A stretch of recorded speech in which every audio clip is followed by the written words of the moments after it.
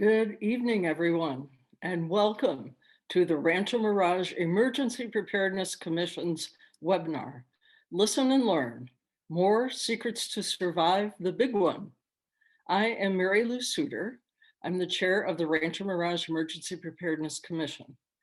Before we begin, I would like to extend our thanks to the City of Rancho Mirage City Council and staff, particularly to Brian Kephart, our Emergency Services Coordinator. Thanks to the Rancho Mirage Library as well, especially to Jay Hicks and to Pablo Navarro, who also helped us so much. We also thank the organizations represented here this evening, and those include the Earthquake Country Alliance, Home Depot in Rancho Mirage, especially Amanda Wilson, their assistant manager, and the American Red Cross and the California Earthquake Authority. Additional thank yous to our commissioners themselves, Bob Brown, Dr. Kirk Dandridge, Mary Levine, and Dave Richardson, as well as our commission's advisors, Katie Stice and Ed Thomas. Thank you one and all for making this program tonight possible. So let's get started. Our first presenter this evening comes to us from the Earthquake Country Alliance, where he is the CEO. That's Mark Benthian.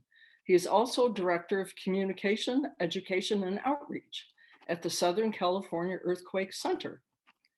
And he's a global coordinator for the Great ShakeOut earthquake drills. So welcome to you, Mark. Thanks, Mary Lou, and hi, everyone. I'm really happy to be here to kind of start off the presentation with a little bit about the earthquake hazard of the Coachella Valley overall, and of course, right there for Rancho Mirage. And I'm going to step through the 7 steps to earthquake safety. There are many other presenters here tonight who are going to touch on some of those details, so I'm just going to very quickly touch on each step and with some highlights on those that won't be covered by others. So let's just kind of start. As mentioned, I am with an Earthquake Science Research Center. I'm getting a note that you cannot see the whole slide. Are we seeing the slides okay? I just saw a text. Over the slide, I see a rectangle that says the co-host has asked you to start your video. So all right. So all of a sudden we're back to that problem. So we can see it, Mark. Restart. I think I moved it, so we should be okay. All right, let me try one more time. Are you seeing a slide that says Southern California Earthquake Center at the top? Yes, we can. Awesome, great. That's where I work. Okay, so just moving on. Just to think about the globe, you know, we have earthquakes all around the world, and there's a certain pattern you can see here. And that's how we understand where the boundaries of the tectonic plates of the earth are. And we happen to be sitting, and you particularly out there in the Coachella Valley, sitting right on one of those plate boundaries between the Pacific Plate and the North American Plate. That's the San Andreas Fault, moving side to side. The Pacific Plate here trying to move north towards the Aleutian Islands, and actually eventually will dive beneath those islands. That's called a subduction zone. There are other many types of boundaries, but in California and in the Coachella Valley, it's a side-to-side motion, and it's moving at about the rate your fingernails grow. And that builds up because it's not actually moving on the fault. It's the plates are moving further away, but right on the fault, it's locked, and it's been locked out there since about 1700. And as each year, kind of about 2 inches of movement is happening, but not on the fault. So eventually it has to catch up. And so it slips really quickly, and all that built up energy and built up strain gets released, and that's the shaking we feel. So we know where these plate boundaries are, largely because of the pattern of earthquakes that happen along them. That's similar in Southern California. We have about 30 earthquakes every day, most too small for people to feel, but there's a certain pattern that's helped us. One of the ways that's helped us to understand where the faults are. And so you can kind of see where the earthquakes are as I go back and forth here, where all the faults that we've mapped in many different ways and methodologies. to understand. Some of them aren't even at the surface. We have to use almost like CAT scan type techniques to understand where those faults are.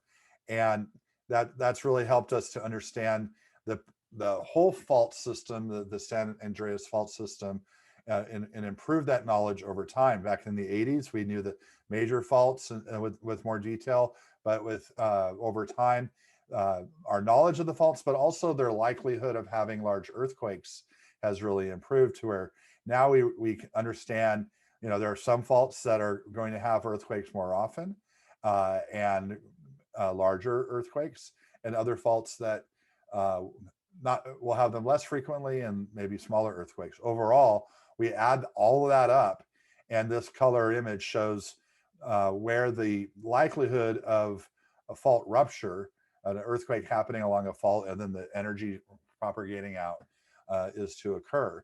And no surprise to you all out there, the highest probability fault has been studied is likely to have an earthquake of a magnitude 6.7 or greater, which is really the size of the Northridge earthquake from 1994. This is a map that shows kind of like the probability of that.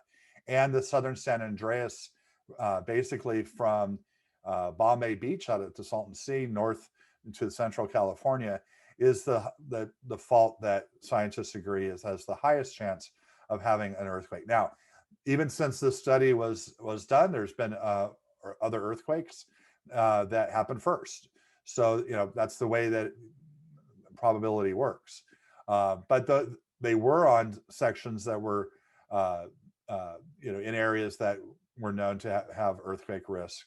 And I'll show a couple of those.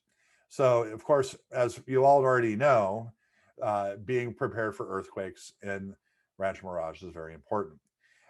And you probably are aware of a study that was done in 2008 that's now the basis, or became the basis of the ShakeOut drill, called the ShakeOut scenario, which is for an earthquake, a 7.8 earthquake, really considered the largest possible on the southern San Andreas fault.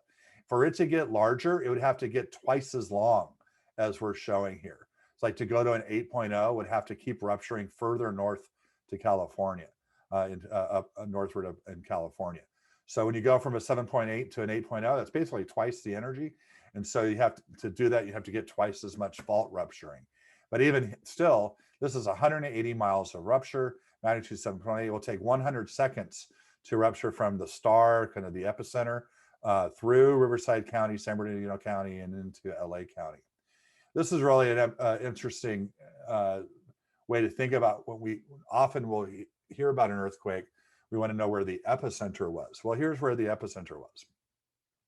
And here's where all the strong shaking and damage is. This is the most severe level of shaking. So epicenter for large faults, large earthquakes, does not mean the epicenter or the actual center of damage necessarily, especially if, as in this case, the epicenter is in a relatively low populated area compared to where else the fault ruptures. So there was a big study that was done by Dr. Lucy Jones at the U.S. Geological Survey and many other scientists, engineers, and others who looked at what would happen in this type of earthquake. Now, just to compare, in 2019 and July 4th and then July 5th, there were earthquakes up in Ridgecrest, a 7.1 on July 5th that shook all of Southern California, certainly. But you can see the same level of shaking, the same type of map for a 7.1 compared to a 7.8. It's roughly about 15 times less energy released in the 7.1 compared to that 7.8. And with the with the 1994 Northridge earthquake, a 6.7, it's roughly 56 times less energy than what we're expecting in this big one on the southern San Andreas. Now, what does that mean? Will you shake? Will you experience yourself shaking that is 56 times greater than what someone might have felt in the Northridge earthquake? No, actually, it's spread out over a much bigger area. The level of intensity of the shaking may not be much more than what people did feel in the Northridge earthquake right there in Northridge. One difference may be the duration of shaking, much longer. You're not only going to be feeling the shaking from the closest part of the fault to you, but from all along the fault, the shaking is going to be coming at you. So it's almost going to be like a freight train, where you hear the freight train coming, and the sound gets greater and greater and greater, and then it goes past you, and you keep hearing it as it goes further away.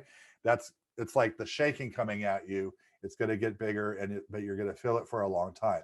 So some people may feel shaking for over 2 minutes, and that's longer than most people who have only felt earthquakes in California, certainly far longer duration of shaking than they've ever felt. And things will break in longer shaking that don't in shorter shaking. And so this is the type of situation, but so you're not going to necessarily feel, a much bigger intensity. It's possible, but you're going to feel that longer duration. And not only that, in the Northridge earthquake, you could have help come from all over Southern California to the more affected areas. As you can see here, the level of shaking is going to be quite severe, not only right along the fault, but even at areas further away from the fault, because we have these basins. You've heard of the phrase LA Basin. It's a nice flat area, great for agriculture originally, then great for building houses on, really bad for amplifying, or really, well, actually good for amplifying earthquake shaking, bad for houses that are now on that those low-lying areas. They do amplify the shaking, like turning up the volume. So there will be damage all over. We really have to all be prepared to be on our own, helping ourselves and our neighbors for quite some time. So here's an animation of this earthquake. And are the slides still seeing? I'm seeing some other notes here. No one stopped me, so. Okay. No, you're good. You're good, Mark.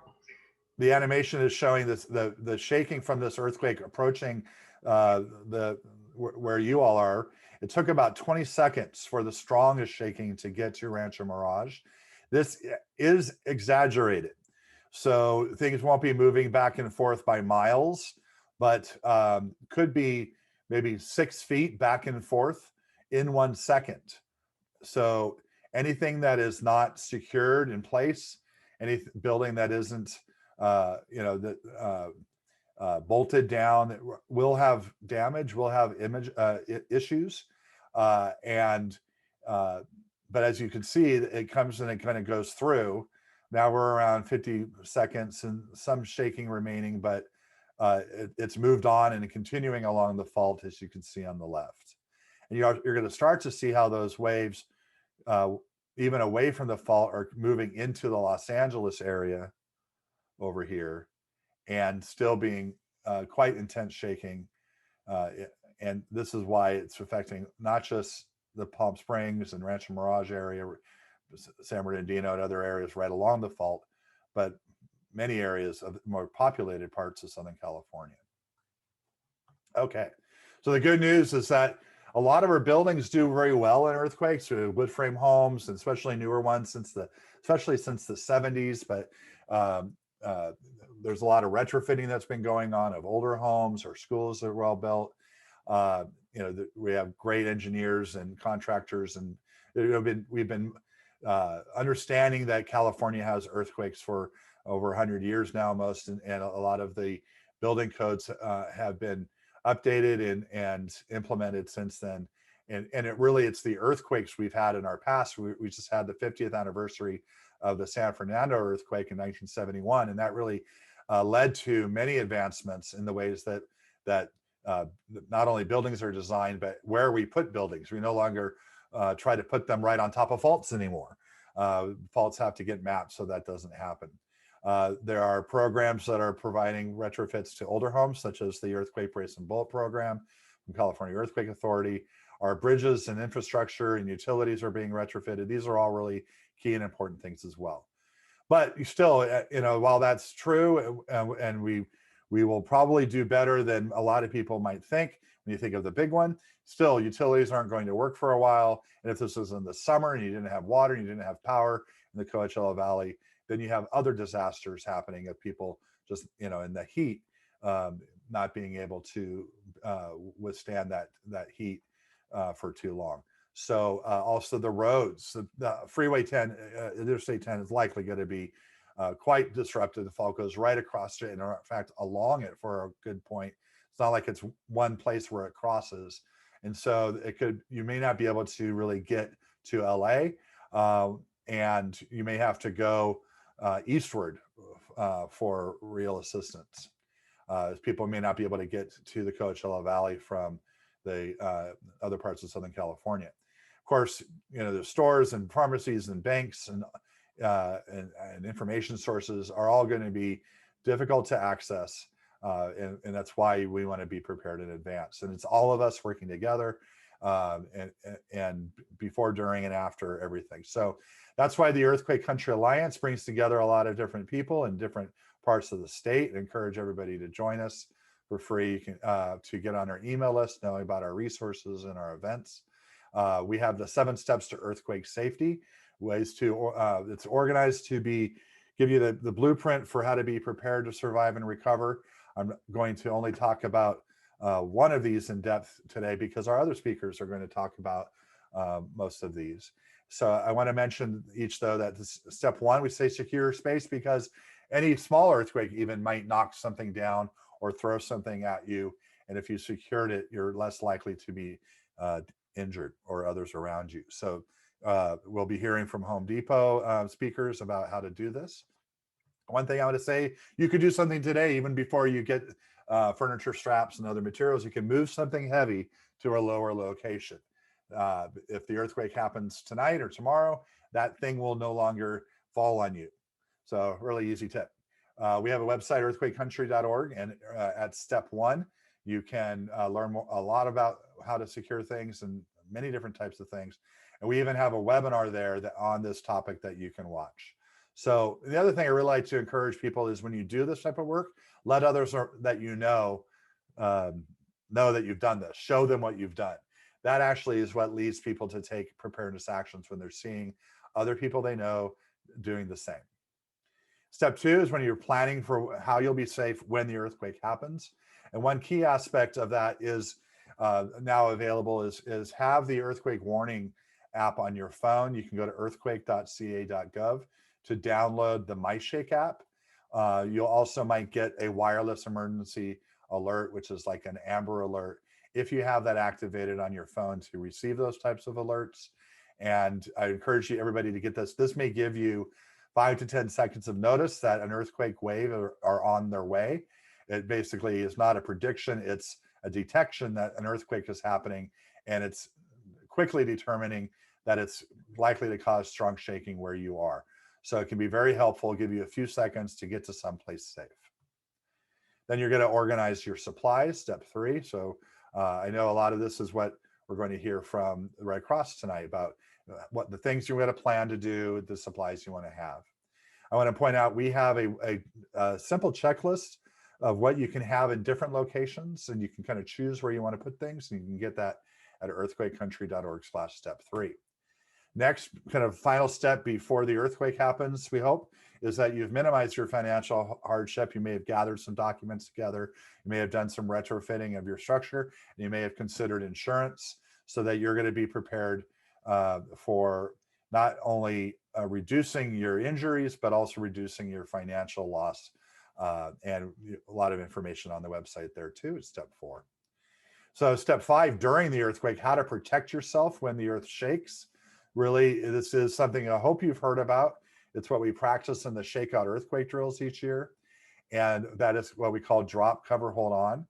This picture is not too far from you, further south, right at the border, from an earthquake that happened in 2010. Fortunately, it was on a Sunday, so no one was in this classroom, but you may remember feeling this earthquake.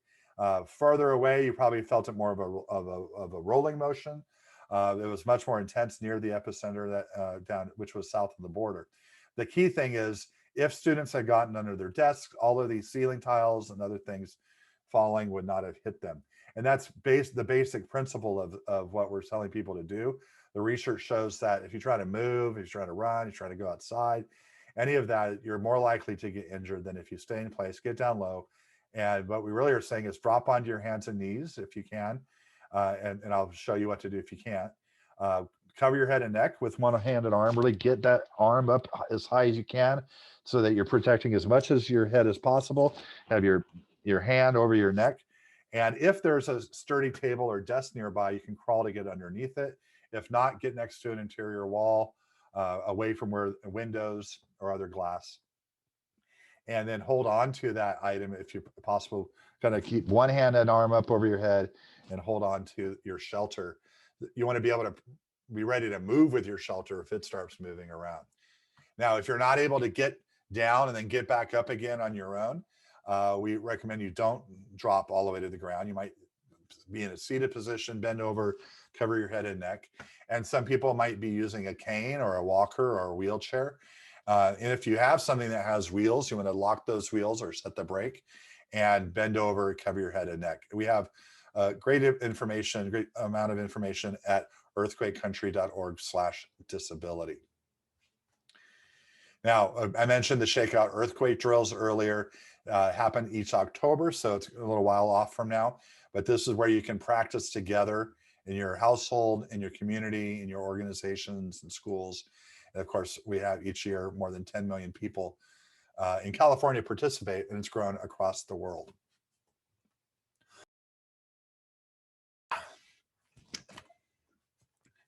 After the earthquake, it may still be, after the earthquake shaking has stopped, there might still be damage or danger rather. You might need to evacuate because you see that even on the inside, your building is noticeably damaged. You see cracks in the walls. You don't know what the next aftershock might do. You may not need to evacuate if you really don't notice much damage or other factors that might be a concern. In fact, maybe if it's super hot there in the summer, going outside and staying outside may have its own risks. So you have to make these judgment calls. Fortunately, one thing you don't have to evacuate for there in the Coachella Valley that you would have to if you were near the ocean, but you should know what to do even if you were at the ocean, is evacuate because of potential for tsunami. There's no tsunami that's going to affect the Coachella Valley.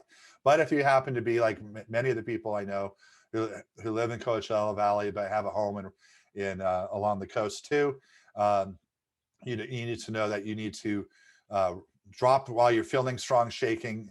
And because if you felt strong shaking right along the coast, it might be an offshore earthquake, you would immediately move to higher ground or move inland because of a local tsunami might have been generated. There's also the possibility of distant tsunamis, like what happened 10 years ago off the coast of Japan. For those, we'll have hours of warning in advance and through official channels.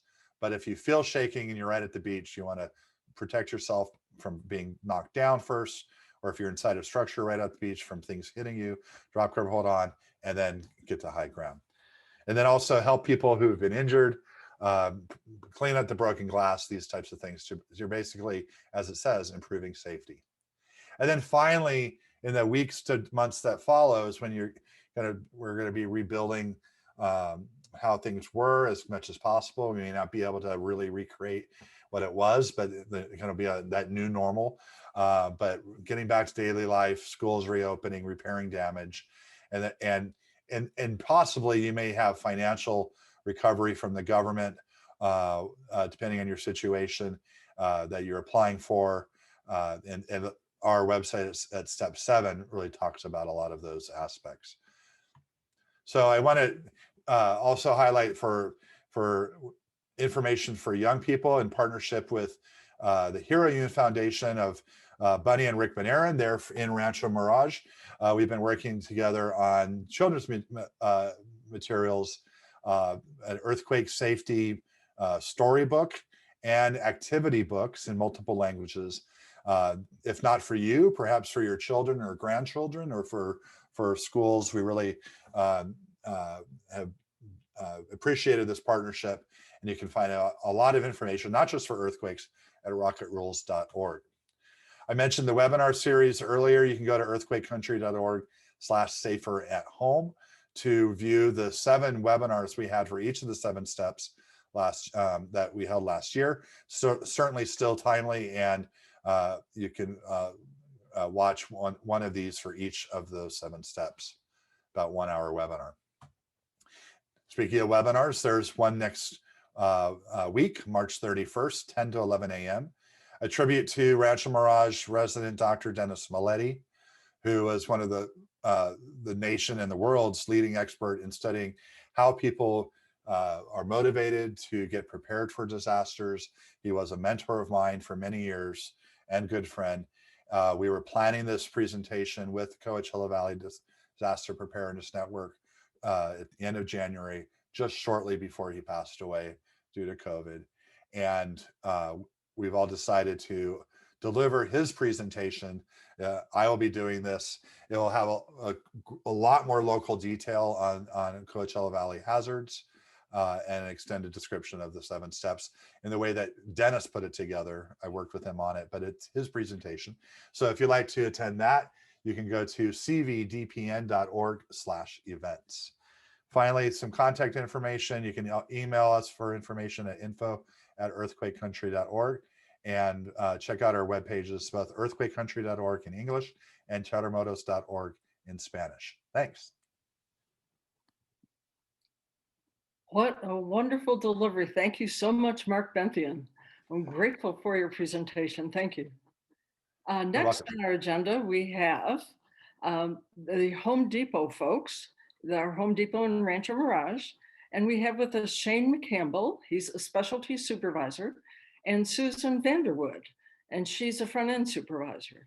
So they're going to talk to us about some of the items and things that go on at Home Depot that can benefit us regarding earthquakes. Take it away, Shane and Susan. Thank you. Hi, everyone. Good evening. Can you hear me okay? Just want to Mark, that was a great presentation. Thank you. We have a quick little presentation. We don't have your video. Oh, there we go. Okay. Mark, thank you again for your presentation. We also have a presentation we'd like to share. I'm going to go ahead and start that. Let's see here.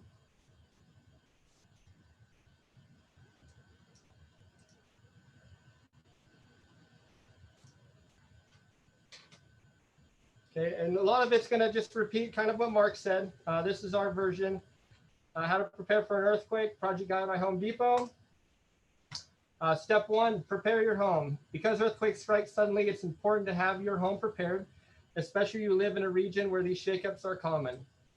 Here are a few things to do preemptively to protect your home when preparing for an earthquake. And at the end of our presentation, Susan will be describing the products that we have available.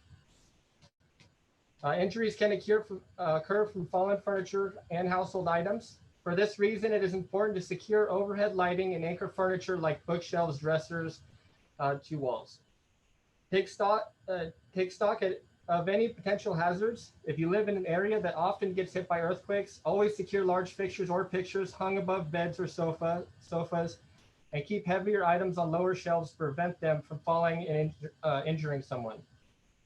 Store valuable and breakable items like china and glassware in a closed cabinet with a latch. Secure water heaters to the floor and wall. Step 2, make an earthquake kit. When learning how to prepare for an earthquake, it's key to understand the importance of emergency preparedness, including having the right supplies on hand in your survival kit. Create an earthquake preparedness checklist to help you gather the supplies for your kit. Some of the most common items include, and we have these available here at our main aisle 1 with our light bulbs, and also on aisle 10. We've kind of combined all these things into one. And again, Susan will go over that here in a second. Some of these items are flashlights, the pre-made emergency kits, batteries, fire extinguishers, bottled water, first aid kits, portable radios, emergency gas shutoff tools, furniture straps, and quake hold. Because earthquakes occur suddenly, it's important to always be prepared. Be sure to keep an earthquake kit in places you spend a lot of time to ensure you are ready when the moment strikes. Create a safety plan. Creating a safety plan starts with having household discussion about how to prepare for an earthquake. Make a communication plan for your family in the event that anyone gets separated.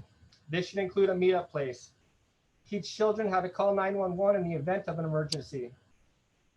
Have a practice earthquake drill, showing children where to take shelter during the quake, typically under a large table or against the interior wall doorway. Be sure to teach them to drop, cover, and hold on, meaning drop down wherever you are, cover your neck and head with your arms, and hold on to a secure item with one hand if possible, which Mark gave a wonderful demonstration of earlier. Let every family member know where you keep your emergency kit, and give each family member a step-by-step tutorial on how to turn off water, gas, and electricity in the event of an earthquake. Step 4, clean up and safety after the earthquake. Expect aftershocks to occur. Take your earthquake kit and find a safe location. If you are in the building that has been damaged, leave the area and find safety. You then want to check everyone for injuries. Look for any hazards in your home. If you need to reconnect with your family, use your communication plan. Once you are in a safe location, listen to the news for alerts and information. When cleaning up earthquake damage, wear long sleeve clothing and do not lift any heavy debris. Do not attempt to fix any structural damage on your own. Earthquake tips: knowing what to do during an earthquake can help you stay calm during a crisis. Here are a few more tips to keep in mind when preparing for an earthquake. Earthquake safety means knowing what to do when the moment strikes. If you are driving in a car during an earthquake, pull over and use your parking brake. Make sure your home's earthquake insurance is up to date. When trying to contact people after the earthquake, a text may be more reliable than a call. For those in a wheelchair, be sure to find a secure location, lock your wheels, and stay in place until the shaking stops. If a major earthquake occurs and you live in a region prone to landslides, seek higher ground. In addition to your earthquake survival kit, be sure to keep an emergency supply of water, at least 1 gallon on hand at all times. Learning how to prepare for an earthquake is about having a solid plan in place, from supplies for an earthquake preparedness checklist to tips on how to stay safe after. We are here to help. Ready to find materials you need to plan ahead? We have options to deliver online orders when and where you need them.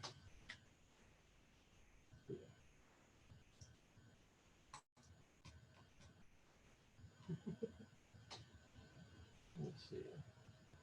Right back on. Let's see.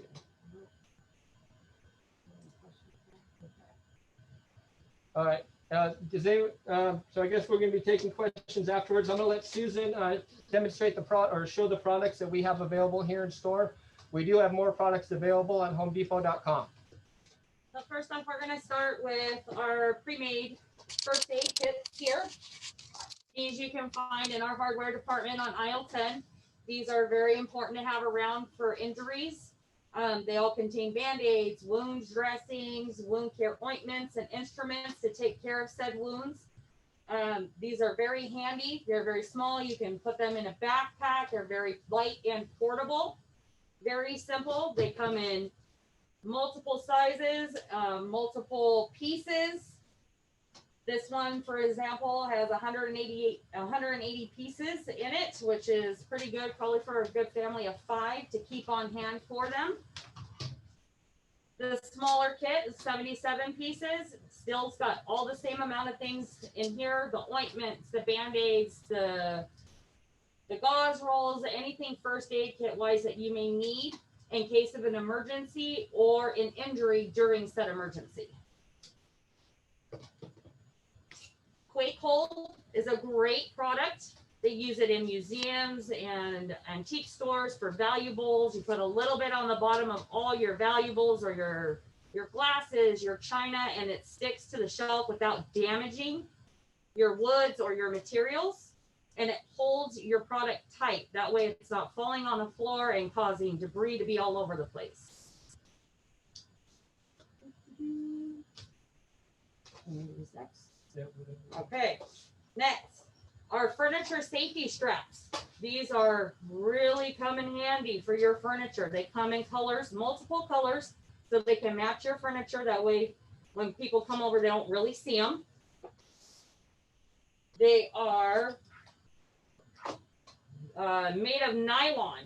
They are nylon straps, no metal, very safe. no brackets, no metal brackets on the corners.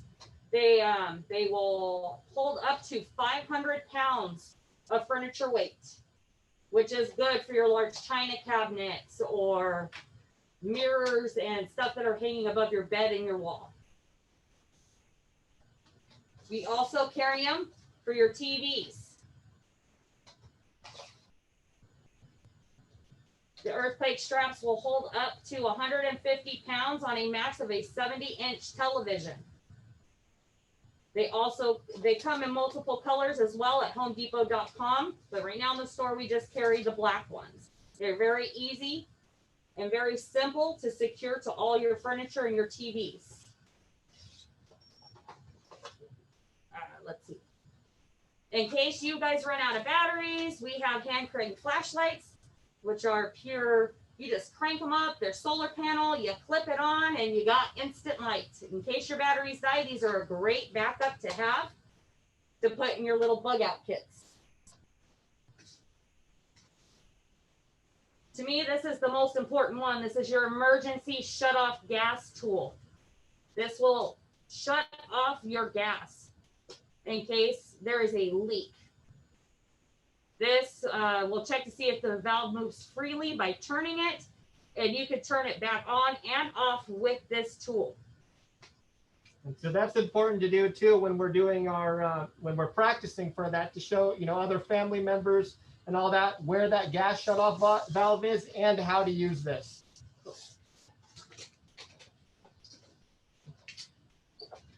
Our backpacks come in 2 sizes right now in the store. There are multiple options online. This backpack here is good for up to 2 people for 3 days. How many pieces? It has 33 pieces in it. For survival, there are blankets and food bars. There's water products and pouches. You have emergency ponchos, light sticks, dust masks, and gloves, and it's got a small first aid kit included in the backpack for you. And our last item is the large backpack. It has twice the amount of stuff than the 2-person backpack. This can help essentially 4 family members to survive. It's got food bars, water bottles, it's got emergency communication plans and contacts, it's got biohazard bags and goggles. These all are essential needs that you will want to have in case we do have that emergency. And so also if you do, so any of these items can be ordered at homedepot.com. You can come onto the store. Since the pandemic, Home Depot has launched our curbside delivery. So you can also order online, and we will actually, you pull up into a parking spot, give us a call, and we'll walk these items out to your car, put in your trunk if you want a contactless delivery. If you need help installing any of these items, I've worked with Susan here, and I'm working with several of my other associates that we can do pro referrals to you to connect you with a local handyman or contractor that has already been background checked, Yelp reviewed, and all of that by the Home Depot. It's not Home Depot, but it's one of our contractors. And that's all we have for now. Thank you for your time. Yes, thank you. Thank you so much, Shane and Susan. I wanted to clarify 2 points. And when I first started this, I had some misunderstandings, and it took me a while to get where I needed to be. Here in the desert, we have special circumstances, what with being cut off from the rest of California and also being a desert. So when you said something about the water supply we should have to rely on, we need that 1 gallon per person per day here in the desert. So that's about 10 days at least. So that's a lot of water. So look for a water containers and things like that, water filtration things too when you're in Home Depot. Absolutely. And, We can, yeah. those are And also the other thing I wanted to mention was the gas shutoff valve. It's my understanding that Southern California Gas won't come back out and turn the gas back on for frivolous reasons. So unless you smell a gas leak, you really shouldn't turn your gas off. If you do it just demonstrating to your children, you could get in trouble. That could be a problem for you because you wouldn't have gas. You can't turn it on yourself. So just to be cautious with that, especially with the kids, you don't want them fooling around with it. Make sure they know it's serious. But that's it. Thank you for a great presentation. I learned a lot. Some of the things you had there I didn't know about. I especially love the crank flashlight thing. That's a great device. So thank you again. Thank you again very, very much. We appreciate your being here. So our next presenter is going to be Corey Ahola. Corey is the American Red Cross Senior Volunteer Recruiter for Riverside County. And he's also a trained military communications professional, former Navy man. So thank you for your service, sir. I appreciate it. And welcome to you, Corey. Thank you. Okay, now let's make sure I'm able to share my screen, and hopefully this works. And can somebody say yes or no that they can see it? Yes, looks good. Perfect. Okay. So the American Red Cross is all about let's get a kit, make a plan, and be informed. Now, thankfully, my other presenters already went over a lot of this stuff, so a little bit is going to be is going to be a repeat, but it's still all important. So let's go ahead and get started. Of course, what is an earthquake? Sudden rapid shaking happens anytime without warning, especially if you live on a fault. And it can trigger landslides, avalanches, fires, and tsunamis. As we know, being out here in the desert, we probably won't see that tsunami part. Now, of course, there's the normal terms, the epicenter. You're going to hear things like this. That's, of course, the area where it starts. Smaller earthquakes can sometimes be a precursor for a larger earthquake. And then, of course, even after a large earthquake, there can still be aftershocks afterwards. So just want to make certain that everybody is a little bit aware that just because you have one doesn't mean that that is necessarily going to be the end of it. So just be prepared. And then the measuring of the earthquake, thankfully, Mark went over that really well. So I don't think I need to go over that one in extent. Now, it's up to you to be ready. Please do not count on receiving help right away. Emergency services are going to be caught off guard just as much as we are going to be. So you've got to go ahead and at least be prepared to take care of yourself for a short term, but also don't forget about the fact that not only are you taking care of yourself and your household, but we're all a member of the community. So please try to go ahead and check on your neighbors, older adults. It's really important to go ahead and look out for each other until the emergency services can get up and running, because it might take some time. So this is going to sound like a broken record, but get a kit, make a plan, and be informed. And that's really what it's all about. You can make your own kit, or you can buy one from Home Depot, whatever is going to work for you. But that's the important thing, is you need to have something somewhere, because more than 80% of all Americans, unfortunately, do not even have a go kit of any kind. So the household kit supplies usually for 3 days.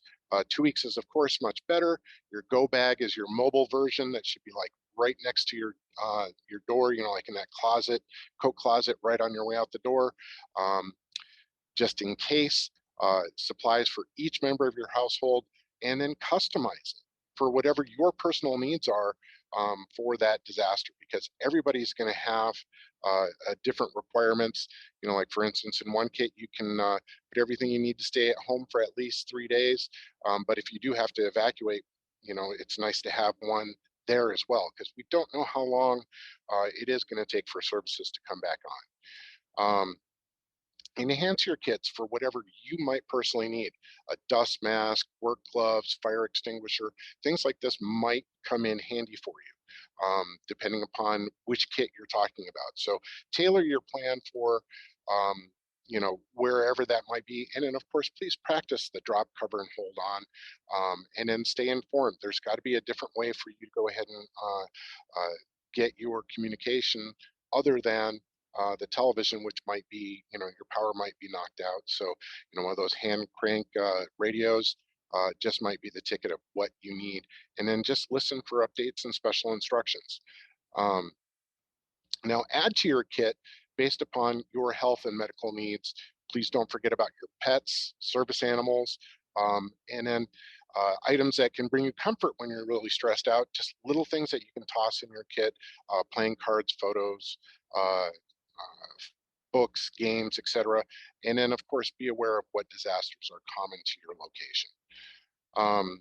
Now, if you have a kit everywhere, you should have one at work, just with something as simple as walking shoes, some food and water, a single easy to grab container, and in your vehicle as well, have some food and water, have some first aid supplies, flares, jumper cables, seasonal supplies, whatever you think is going to go ahead and help you. But if you have multiple kits, chances are you'll be able to get to one of them because it's going to happen wherever you are. So take it with you if you need it. Now the make a plan part, once again, go over the likely disasters for your area. In this case, earthquake is a definite possibility because half of all Americans can be affected by an earthquake. And we live on several fault lines, so it's kind of really takes on a special need in our area. Mobility, if you're having somebody in your household that needs assistance to get around and has some additional needs, please plan ahead for some of those things.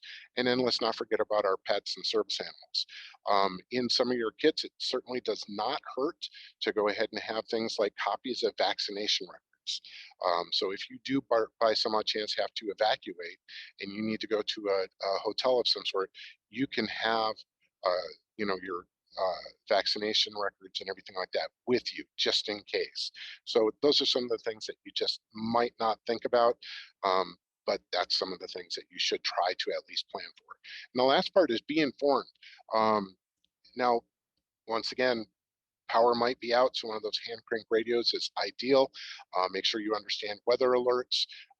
It wouldn't hurt to go ahead and have a solar backup for being able to charge your phone.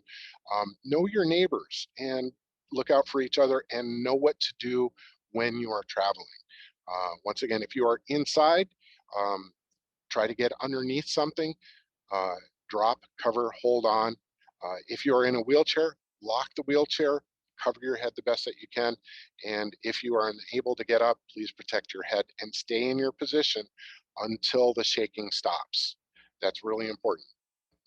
The next part, if you are trapped inside, don't move, call for help, make noise. One of the things in your kit hopefully is going to be a whistle. If not, have a sticker, a pipe or something like that you can bang on something so somebody else can hear you. If you are outdoors, find an open area, avoid buildings, power lines, trees, street lights. And if you are driving, pull over to an open area. Once again, avoid bridges, underpasses, and watch out for power lines. After an earthquake, let loved ones know that you're safe. Once again, a text might not go through, or a text might go through when a call won't. And there are actually some apps that you can use, which I'll go into in a short bit, that can actually use just pieces of data in order to go ahead and send text messages when you can. Be ready for aftershocks and additional hazards. Take care of yourself, your household, and your pets, and monitor local news and the NOAA radio. Now, steps to recovery afterwards. Once again, be ready for those aftershocks. Keep away from down power lines because they still might be active. Wear protective gear, including a respirator if available, and you have some things that are causing dust and hazards that way. Do not use an open flame.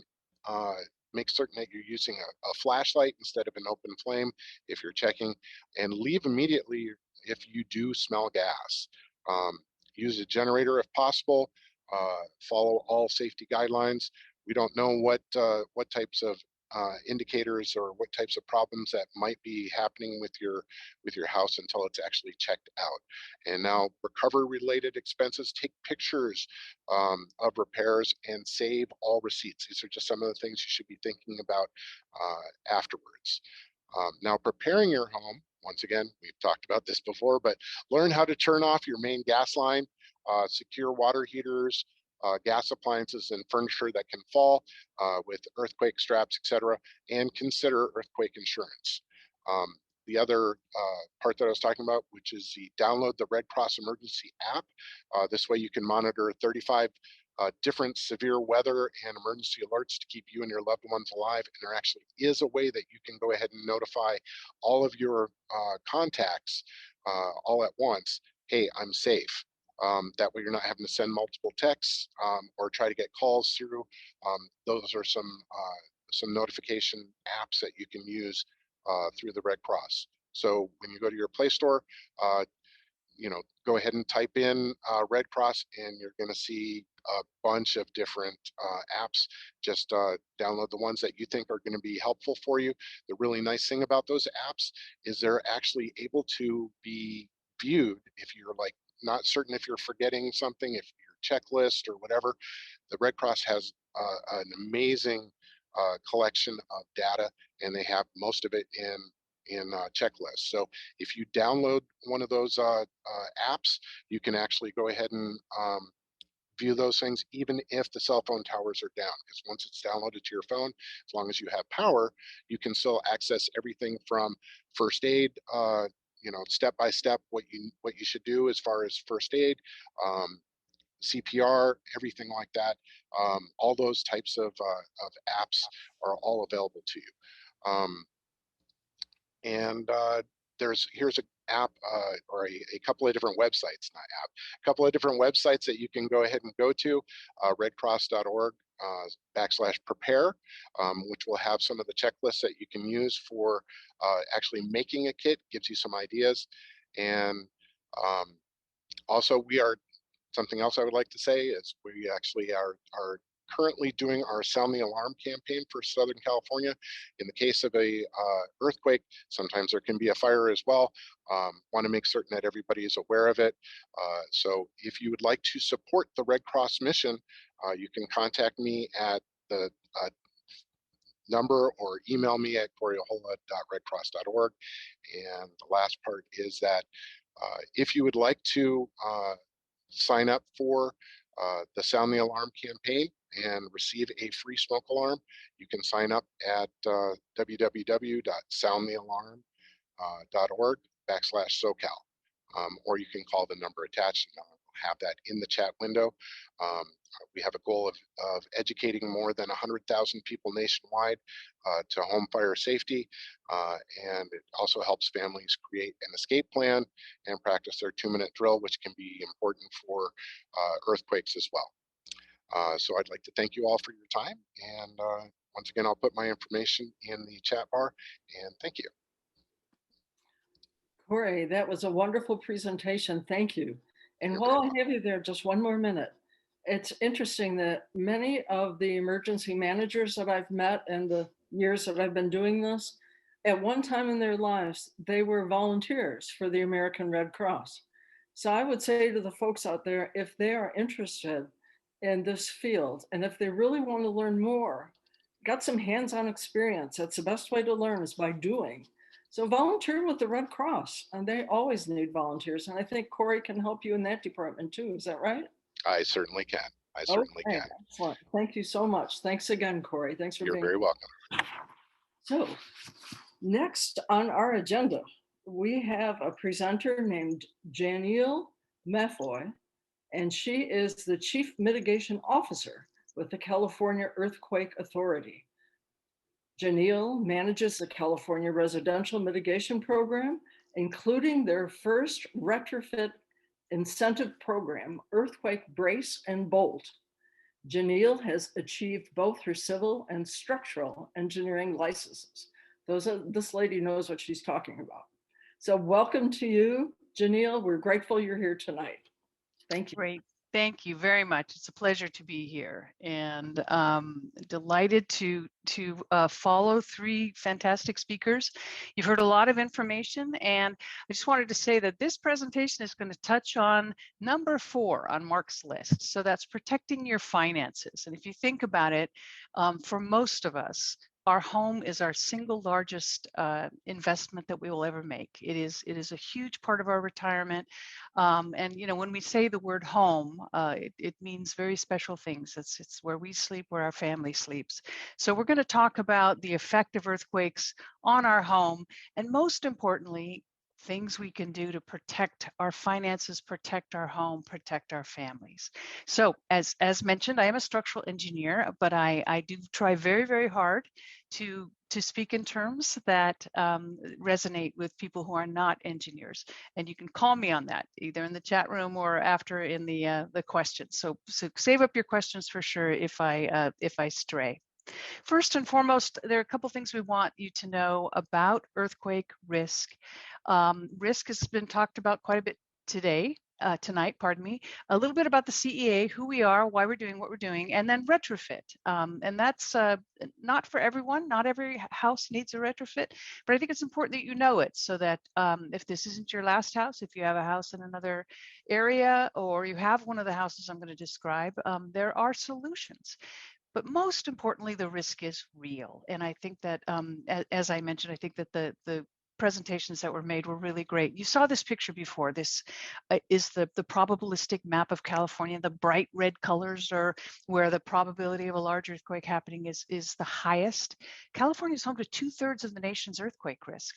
Now, Alaska has more earthquakes, but we have more people, and we very conveniently place them all right in the San Andreas Fault Zone. About 85% of our population lives along the coast. So we have our population smack dab in the highest risk areas. Most Californians live within 30 miles of an active fault. And then, of course, our construction, a lot of it, somebody mentioned, the 1970s. We use 1980 as a cutoff for what we call an old house, is a pre-1980 house. So much of the construction in California happening between the two world wars. And of course, those are a little bit more vulnerable, but we have solutions. I think that's the most important thing to understand. So earthquake country, we live in earthquake country. There's a near certainty of a magnitude 6.7 or greater happening somewhere in California in the next 30 years.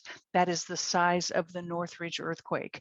And that map that you saw was part of a study that was published in 2014 that really pointed out that recent understanding of science, of seismology and tectonics, is an understanding that individual faults don't act all on their own. I mean, they may in fact trigger earthquakes on adjacent faults. They may not happen that day. They may happen a little bit later.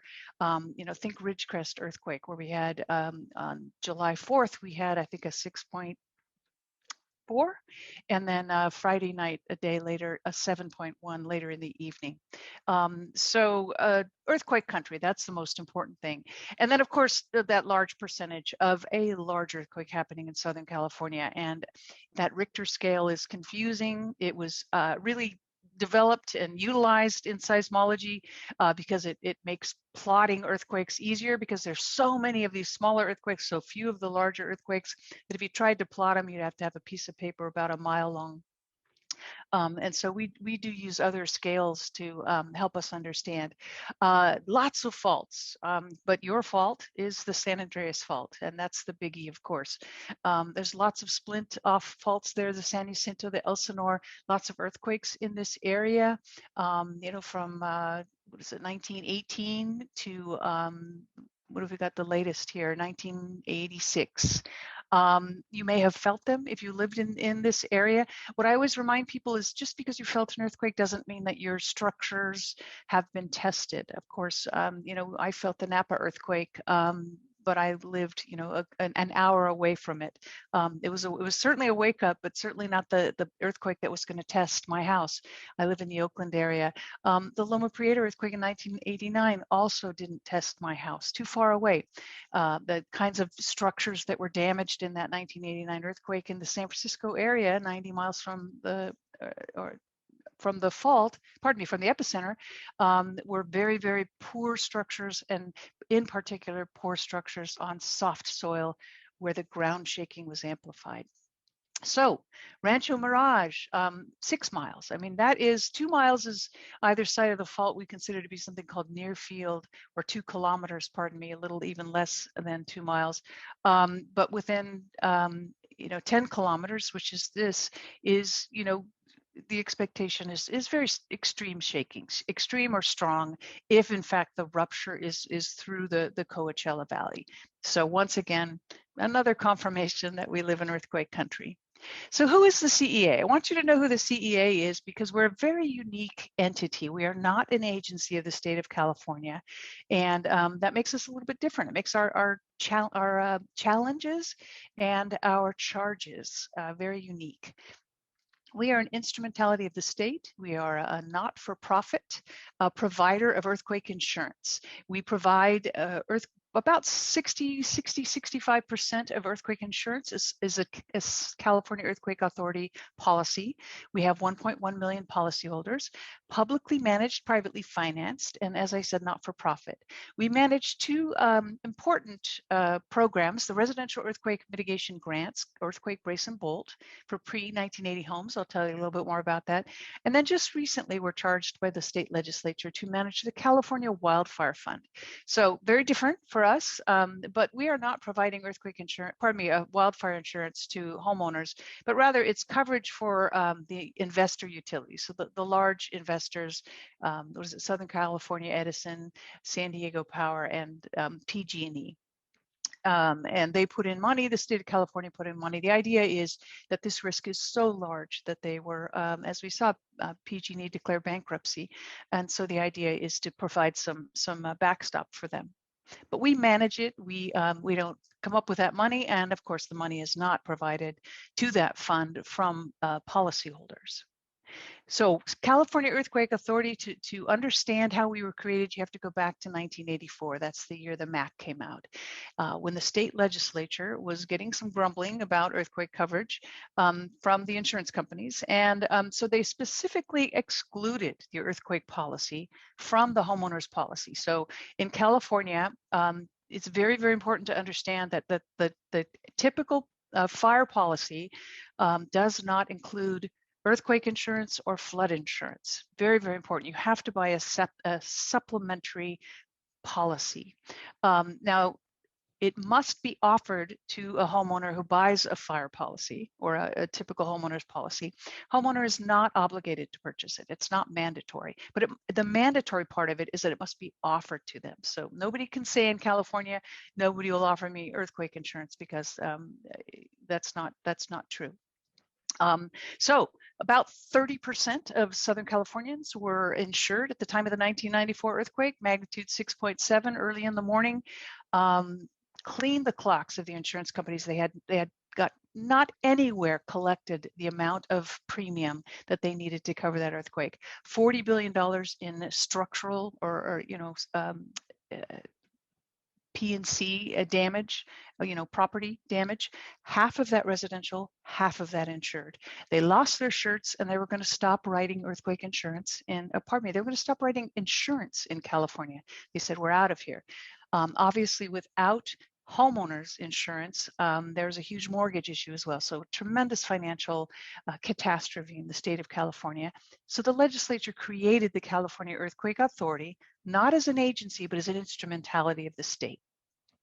And so it's a very unique organization, this instrumentality of the state, publicly managed in that we report to some very high-level elected officials, the governor, insurance commissioner, state treasurer. They send designees to our board, of course, and then two members that represent the Assembly and the Senate. So there's the publicly managed. We operate like a city does under the Brown Act. We have the Bagley-Keene Act. Publicly noticed, everything is noticed, RFPs are public, our meetings are open and public as well, but privately financed. We're not part of the state budget. So money came in from the participating insurers who sell our CEA policy, and then money comes in from policyholders, but we're not part of the state budget. So good news for both, in that in a bad year, California can't dip into the policyholders' funds that are sitting there to pay for their claims, and the CEA obviously is not draining on the state budget either. Our mission is to educate, mitigate, and ensure. Educate is very important because we want people to have the information they need so they can make informed decisions about earthquake risk. So I mentioned participating insurers. These are the folks that sell the California earthquake insurance policy. And in the event of an earthquake, for example, I have a State Farm homeowners policy, a State Farm earthquake insurance policy. I would call State Farm, they would adjust the claim. And if I in fact had payment coming to me, CEA would be writing me the check. So we're the back of the house for these participating insurers. Very important to note though, because we are an instrumentality of the state, we do not consider other insurance companies in California that sell earthquake insurance to be competitors. There are independent companies like Palomar and Giovera that offer earthquake insurance. There are the very few companies that offer their own earthquake insurance. We have to take all comers. Those folks can, deny somebody the opportunity to purchase their earthquake insurance. But I always tell people that I'm going to show you how you can find out how much our policy costs. You call an independent agent, you can find out how some of the other insurance companies in California cost. Very important with anything you do that, of course, that you look for the best deal for you and your family. So some myths, as I just said, residential policy does not cover you for earthquakes. You must have a supplementary separate earthquake policy. The government will bail me out. This is a big surprise to people. FEMA doesn't step in and make anyone whole. They have some urgent health and safety funds that they give in terms of grants, particularly to people of low income, of no means, or somebody who, obviously whose health is in great danger. But those, on average can be like $3,000 after a disaster.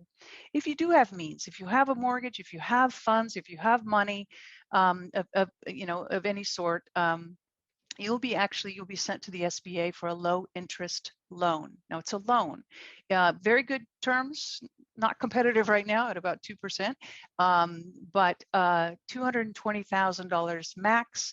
You have to pay it back. And of course, we all need to remember, and we've learned from the pandemic, that there isn't anyone who's going to be waiving your mortgage payments.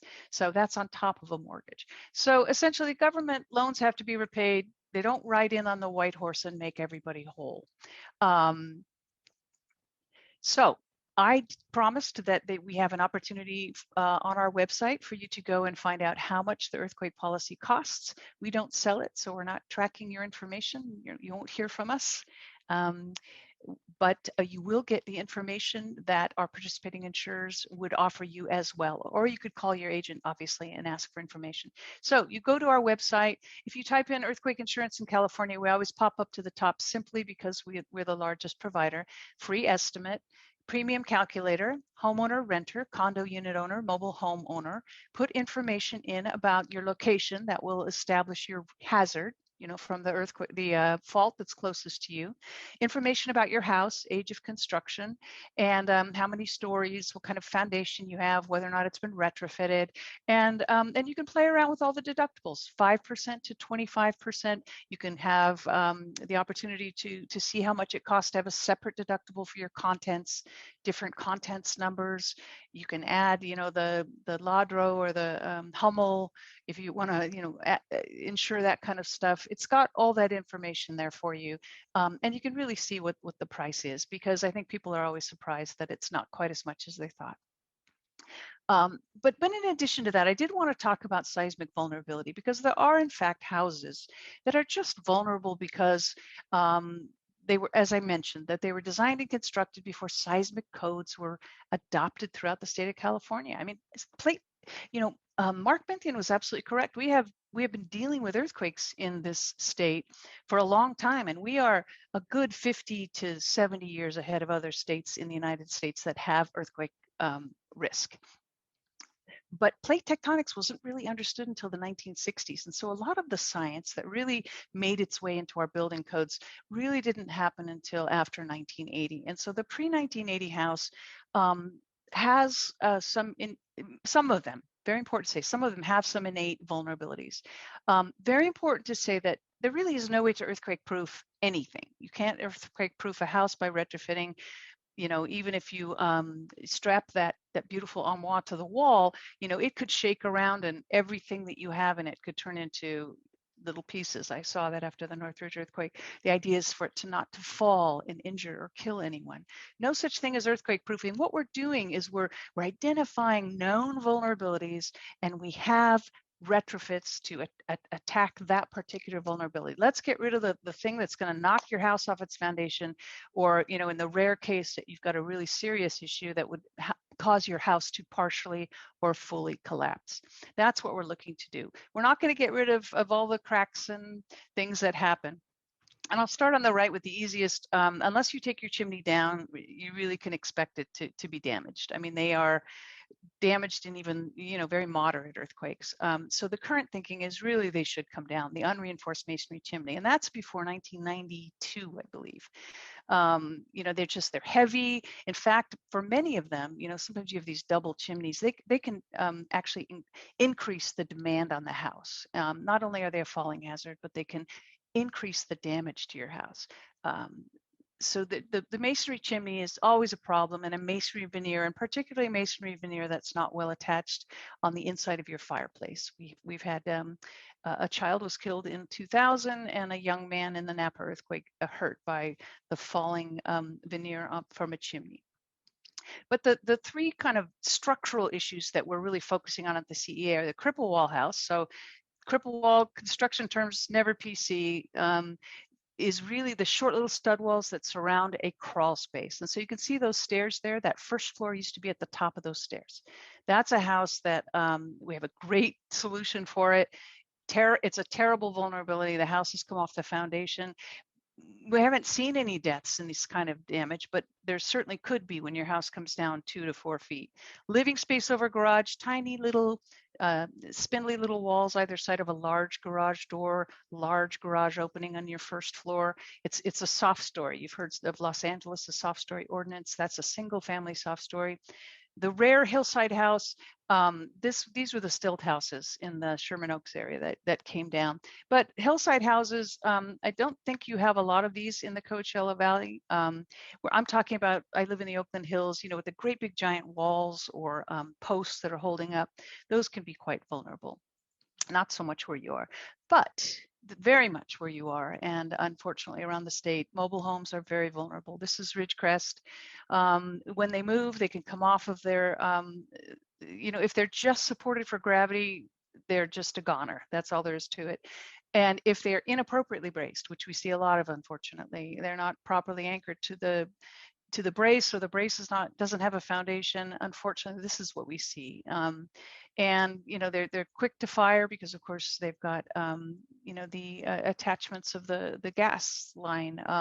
If that's severed, obviously that's a serious issue, but there are solutions for that. And the Housing and Community Development, HCD, Agency of California, has all that information on their website. It needs to be done properly. And we have seen mobile homes that do well when they're properly retrofitted. But we decided that we would go for the lowest hanging fruit with a grant program. And we have done up just a little over 14,000 houses in California. We've provided a $3,000 grant for what is on average a $5,200 retrofit. And that's that cripple wall house on the left that I was talking about. It's got that crawl space underneath it. So down here in Southern California, the houses tend to be a little bit simpler than we have in Northern California. Cost of living in the Bay Area is stupidly insane. So we're finding that the retrofit averages in Southern California are between $4,000 and $5,000. Really fantastic. And we have solutions. And here's that solution. And we are, with our Earthquake Brace and Bolt program, this is where we are in your neighborhood. We're not everywhere yet, but earthquakebracebolt.com. If you go there and you have an older home, you can give us your email. We'll let you know when our program is in your area. But the information, if you do have an older home, you know someone with an older home, have a relative, the information is just as pertinent, even if you're not eligible for the grant program. And here's what we're doing. We're going underneath into that crawl space. There's that concrete foundation, those short little stud walls around the crawl space. If you have vent holes under your house, if you have an access panel where you can get underneath your house, that's a crawl space. You might have this issue. Went the wrong way. And this is the solution. This is that $4,000, $5,000 solution. You can get these at Home Depot for sure. These are foundation plates. They screw into the mud sill and bolt into the concrete.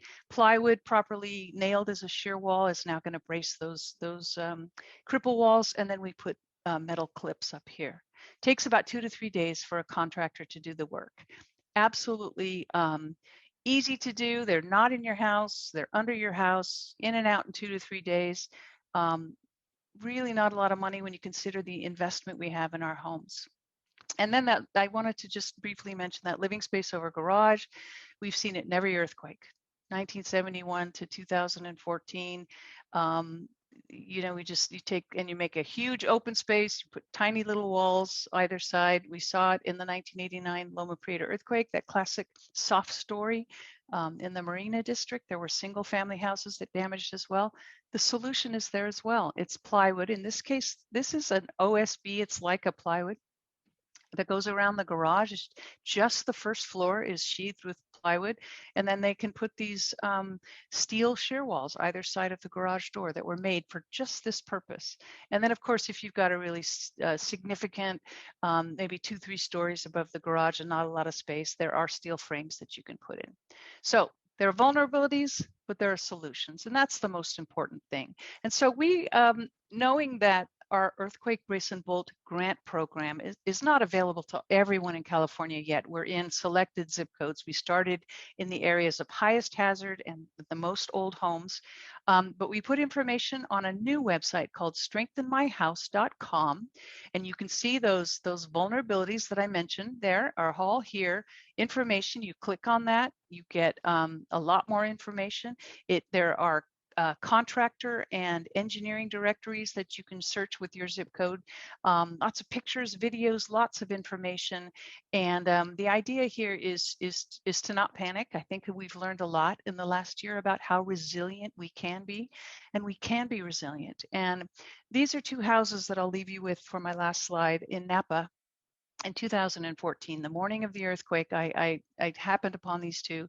This fence went up a little bit later. This house was red tagged, the yellow house on the left. They used to be the same height, virtually identical except for the porch. And the owner came out of the blue house in the morning, and I said, you know, I virtually accosted him, had you done any retrofit? And he said, well, I'd put some bolts and plywood under there. And he didn't really make the connection that his house was not like the yellow house because of the work that he had done.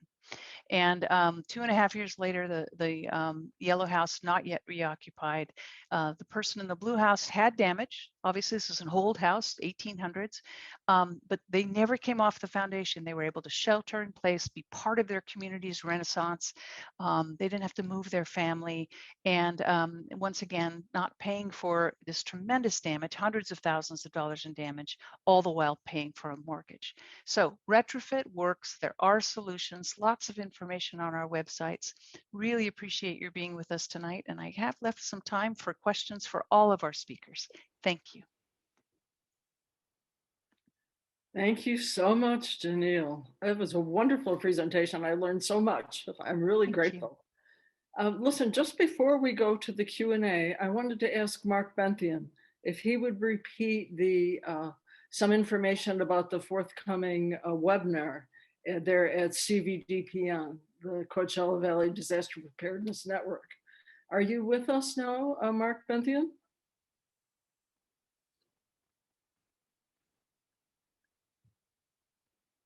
Mark may not be, so I will just repeat for you. A place to go for information is the CVDPN.org, their website, and you'll find all the information about joining that webinar. It's going to be a good one, written by, as Mark said, by Dr. Dennis Maletti. He would be proud to know that the Coachella Valley and beyond will be seeing his webinar next week. So let's see, we have a couple of chats, a couple of questions. The first question being, let's see,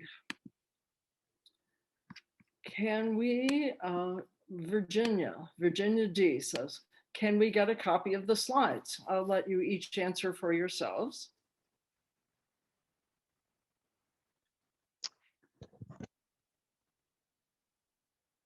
so this is Janelle, and I believe so. We'll definitely, I'll check with my office, and if so, we'll get them to Mary Lou and folks. Just as a note, our entire presentation is being filmed. It's being videoed. So we will have that available in a short period of time on the Rancho Mirage Preparedness.org website. Perfect. So that may solve the problem, I would think. I would hope. Yeah. Make it a lot easier. I get people down. I'm a firm believer in sharing slides. So. And Corey has given us information about the American Red Cross. Yes, and Mary Lou, I'll go ahead and send you my slide deck.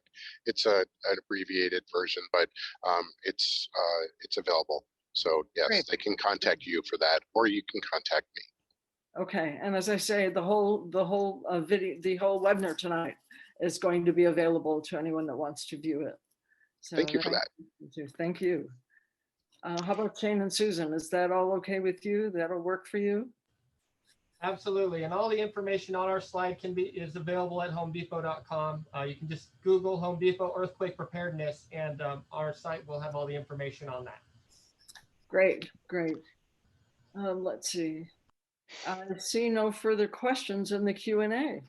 You know, I can see some questions, and I can answer a couple of them really quick if you'd like. Good, please do. One of them was about what are the building codes for how close one can build near a known fault? The Alquist-Priola Act was passed in the 1970s, has identified known fault zones, and I believe it's if you're going to build something within 50 feet, you have to trench on the site to find the fault so that you don't build directly on it. Unfortunately, though, we have many existing buildings, hundreds, probably thousands on the fault, but new buildings absolutely restricted. What agencies check out these companies to be sure they have plans and programs, inspection and maintenance? I'm not sure what agencies check out these companies. I'm not sure which companies you're talking about. Maybe somebody can clarify for me in the chat, and I'll get back to that. Pays for the damages that exceed the total resources of the CEA. The CEA has just under $20 billion worth of payout capacity to pay for an earthquake that has a 1 in 400 chance of happening in any year. We could pay for 2 Northridges. We could pay for the 1906 earthquake if it happened again. We have tremendous payout capacity. Very unlikely that an earthquake, not even the scenario earthquake that Mark talked about, would get close to exceeding our payout capacity. Instrumentality of the state was just what I described, is that we are not an agency. So we report to the state government, and we have a charter, or the California Insurance Code describes what we do, but we're not a state agency, and so that's what that means. And regarding bracing and bolting a home, I thought that was part of a new construction around 2000. Does it go back to 1980? So bolting was actually very common in the 50s, 60s, and 70s. Unfortunately, though, it may not be sufficient. Like they may be at 6, 7, 8 feet. So you can go in and put just additional anchors. The cripple wall bracing, unfortunately, I always say you may find it in a pre-1980 house. You will find it in a 1940 house. A concrete slab on grade house is presumed to be bolted. Unfortunately, you may have that rare house that's not properly bolted. So I always tell people, if you can see bolts in your garage, compare them with the plan sets that we have on our website to see if you've got the size and spacing at the right spacing. And what was that website for the availability? I didn't want to presume that was just for me. We're earthquakebracebolt.com and Strengthen My House. Home Depot, obviously, is easy to find. Red Cross, you've got that contact. And Mark Benthian's Earthquake Country Alliance is easy to find as well. Right. Gas company, electric company, and water company. We don't want another PG&E or recent Texas mess. Who checks their plans? Right. So if you're very interested in this, there's actually lots of information. All three of those utility companies have been mandated to create plans to mitigate the kinds of fire starting that happened in the last decade. And so they really are coming down hard on them, and that lots of information is online that will tell you about that. Is there any help for mobile homes and manufactured homes in terms of anchoring and bolting? There's lots of information online that you can find on the HCD, Housing and Community Development. That is a California agency. And yes, a mobile home can be retrofitted, but it needs to be done correctly. So you need to use an HCD approved brace and make sure that it's not just sitting on a piece of plywood or you know, a piece of tar paper. I've seen that, but rather has an actual foundation. And I apologize for motoring through those, but I think I caught them all. Very good. Thank you. That's amazing. Anything else? I think that looks like it's all of our chat room questions. I only have one other thing to explain, and that is that to please go to, as we said, our video will be available in a short time, I would think within a week or so, on our website. So go to Rancho Mirage Preparedness.org. That's all one word, Rancho Mirage Preparedness.org.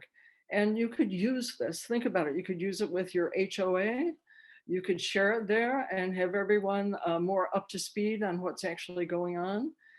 You can share it with any club or organization that you belong to.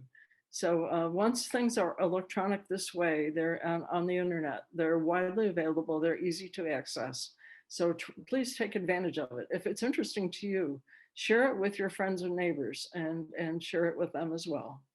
So thank you again for attending our presentation tonight from all the folks here in Rancho Mirage. Thank you again and have a good night.